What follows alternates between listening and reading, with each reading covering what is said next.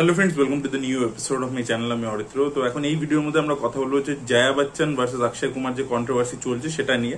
তো বেসিক্যালি হয়েছিল এটা যে জয়া বচ্চন এই যে টয়লেট এক প্রেম কথা সেই ছবিটাকে নিয়ে একটা কমেন্ট করেছেন। তিনি বলেছেন যে এখন প্রচুর পলিটিক্যাল প্রোপাগান্ডা ছবি হচ্ছে, গভর্নমেন্টের ইন্টারেস্টকে প্রমোট করার জন্য ছবি হচ্ছে, এবং টয়লেট এক প্রেম কথাও সেরকমই একটা ছবি।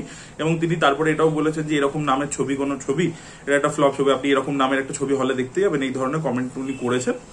তো এটা উনি বলেছেন। এবং তারপরে তার আর কি রিয়াকশন যখন অক্ষয় কুমারের থেকে জিজ্ঞেস করা হয়েছে আর কি কেসারি চ্যাপ্টার 2 এর আর কি কোনো একটা ইভেন্টের সময় আর কি জিজ্ঞেস করা হয়েছে ওনাকে, তো তখন তিনি বলেছেন যে উনি যদি বলে থাকেন, উনি এত যেহেতু সিনিয়র, জয়া বচ্চন তো অনেক সিনিয়র, তো বলেছে উনি যদি বলে থাকেন, ওনার যদি এরকম মনে হয়ে থাকে তাহলে নিশ্চয়ই কিছু ঠিক ভেবেই বলেছেন আর কি। অক্ষয় কুমার জিনিসটাকে খুব গ্রেসফুলি হ্যান্ডেল করেছে, সে কোনো কমেন্ট করেনি। তো এটা খুব ভালো লেগেছে আমার। তো এই পুরো বিষয়টাকে নিয়ে আমার কি বক্তব্য সেটা আমি বলবো। তো দেখুন, সব থেকে প্রথমে একটা জিনিস বুঝতে হবে, এই যে টয়লেট এক প্রেম কথা ছবিটা 2016 সালে যে বেরিয়েছিল, নীরজ পান্ডে এই ছবিটার প্রডিউসার ছিল।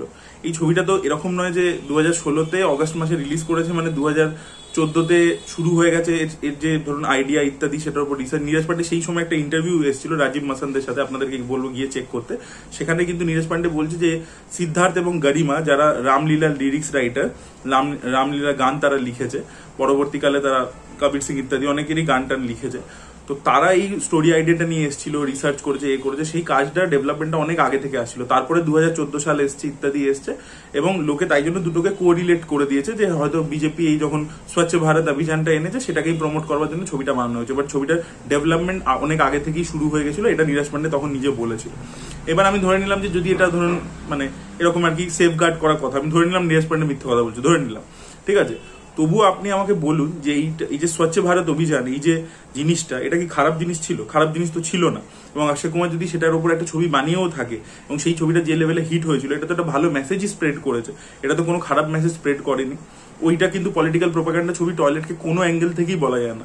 এটা একটা ভালো মেসেজ দিচ্ছে। আপনি জাস্ট ভেবে দেখুন, এই যে রাস্তায় গিয়ে ওপেন জায়গায় আর কি মানে পটি করা, টয়লেট করা, এই জিনিসটা আনহাইজেনিক, প্রথম কথা। সেকেন্ড হচ্ছে মেয়েদের জন্য আনসেফ, এই জিনিসপত্রগুলো দেখিয়েছিল ছবির মধ্যে।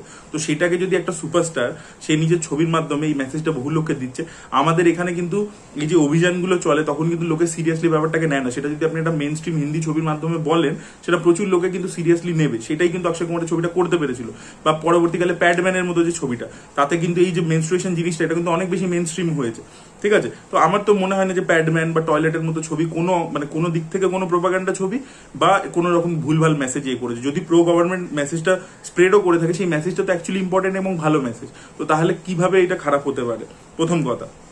সেকেন্ড হচ্ছে এই যে স্বচ্ছ ভারত অভিযান, এই জিনিসটা কিন্তু যে বিজেপি প্রথম মানে আবিষ্কার করেছে তা কিন্তু নয়। এই জিনিসটা কিন্তু কংগ্রেসের সময়ও কিন্তু নির্মল ভারত অভিযান বলে একটা ছিল, ঠিক আছে। সেটারই একটা অন্যরকম ভার্সন হচ্ছে এই স্বচ্ছ ভারত অভিযান। নির্মল ভারতেরও সেই সময় অ্যাড ইত্যাদি আসতো, সবকিছু আসতো, আর সেটার উপর সেই মুহূর্তে কোনো ছবি হয়নি, বাট সেটাও কিন্তু হয়েছে। তো আমার কথা হচ্ছে, জয়া বচ্চন নিজে কংগ্রেস করেন, আচ্ছা ডেফিনেটলি প্রোপাগান্ডা ছবিও প্রচুর হচ্ছে, পলিটিক্যাল প্রোপাগান্ডা ছবি কি হচ্ছে না সেটা বলা যায় না, ডেফিনেটলি হচ্ছে, গভর্নমেন্টের ইন্টারেস্টকে প্রমোট করছে সেই জিনিসপত্র। তো সেটা নিয়ে উনি যদি স্টেটমেন্ট রাখতেই চাইতেন, ওনার প্রপার রিসার্চ করে সেটা বলা উচিত ছিল। টয়লেটকে এই ক্যাটাগরির মধ্যে ফেলাটা ওনার পুরোপুরি ভুল হয়ে গেছে। এবং উনি যে বক্তব্যটা রাখতেন, দেখুন উনি যে লেভেলের অভিনেত্রী, যে লেভেলের আর্টিস্ট, উনি যেখানে যেখানে কাজ করেছেন, যে ডিরেক্টরদের সাথে কাজ করেছেন, মানে আমাদের ঋষিকেশ মুখার্জি থেকে শুরু করে, সত্যজিৎ রায় থেকে শুরু করে, she is a learned person. তো উনি কিন্তু একটা সিনেমাকে দেখে এটা মানে আরামসে ডিমার্কেশন করতে পারবেন যে কোনটা প্রোপাগান্ডা ছবি আর কোনটা নর্মাল ছবি। তো সেইটা উনি যথেষ্ট করতে পারেন। বাট উনি যেহেতু ওনার পলিটিক্যাল ইন্টারেস্ট, উনি যেহেতু রুলিং পার্টিকে আর কি বলতে হবে, তাই জন্য উনি একটা বলে দিলেন, একটা স্টেটমেন্ট দিয়ে দিলেন, এবং তার মধ্যে ওটাকেও ঢুকিয়ে দিলেন। তো এটা আমার মনে হয় যে ওনার একেবারে ঠিক হয়নি। এবং আরো একটা ব্যাপার হচ্ছে যে বয়সের সাথে না জয়া বচ্চনের যে বিহেভিয়ারটা, প্রত্যেকটা জিনিসকে তো সামনে রাখারও একটা ধরন থাকে, একটা তারিকা থাকে, একটা তেহজিব থাকে, সেইটা কিন্তু উনি ধীরে ধীরে হারিয়ে ফেলছেন। উনি মিডিয়া মানে এই ভিডিওটাতেও যেখানে উনি বলছেন, সেখানেও যদি উনি how she is portraying the message, ওনার একটা বক্তব্য থাকতেই পারে, একটা পয়েন্ট অফ ভিউ থাকতেই পারে, বাট সেটাকে যেভাবে উনি বলছেন মিডিয়ার সামনে, সেটাও কিন্তু প্রচন্ড রুড। এবং আপনারা বিভিন্ন সময় দেখেছেন উনি যেভাবে আর কি মিডিয়ার সাথে ইন্টারাক্ট করেন, যেভাবে রিয়াক্ট করেন, সেটা কিন্তু একেবারেই ঠিক নয়। তো উনি খুব বাজেভাবে, হ্যাঁ ডেফিনেটলি আমি মানছি যে পার্সোনাল স্পেসের মধ্যে কখনো কোনো মিডিয়া ঢুকে পড়ে, কখনো কোনো করে, সেটা আমি মানছি, সেটা মিডিয়ারও প্যাপারাজিরও দোষ আছে। বাট উনি সেটা কিন্তু কোনোদিনও গ্রেসফুলি ডিলই করেননি। উনি চিরকাল চিৎকার করেন, করেন, কিরকম একটা অদ্ভুতভাবে জিনিসটা করেন। তো সেটা আর কি কখনোই আমার দিক থেকে, উনি ইন্টারভিউ ইত্যাদির মধ্যেও খুব বাজে রিয়াক্ট করেছেন। আপনারা মানে একজন ওখানে ক্রিটিক আছে বম্বে, অনেক সিনিয়র, ভাবনা সোমায়া বলে, ওনার সাথে একটা ইন্টারভিউ আছে অনেক আগে 2015-16 সালে, ওই সময়কারই কথা বলছি। তো সেখানে ছবি তুলেছে ফ্ল্যাশের জন্য, উনি বলছেন আমি আর কথা বলবো না যতক্ষণ আপনি ক্যামেরা অফ করবেন না। ভাই মিডিয়ার লোকেদেরকে পাঠিয়েছি, তাদের পাবলিকেশন হাউস ইত্যাদি থেকে পাঠিয়েছে কি জন্য? যাতে তোমার ছবি তুলতে পারে। তো তাকে তো ওই কাজটা করতেই হবে, তার তো ওটা রুজি রুটি। তো আমি আর কি ওনার বিহেভিয়ার প্রত্যেকবারই দেখে আমি অবাক হয়েছি।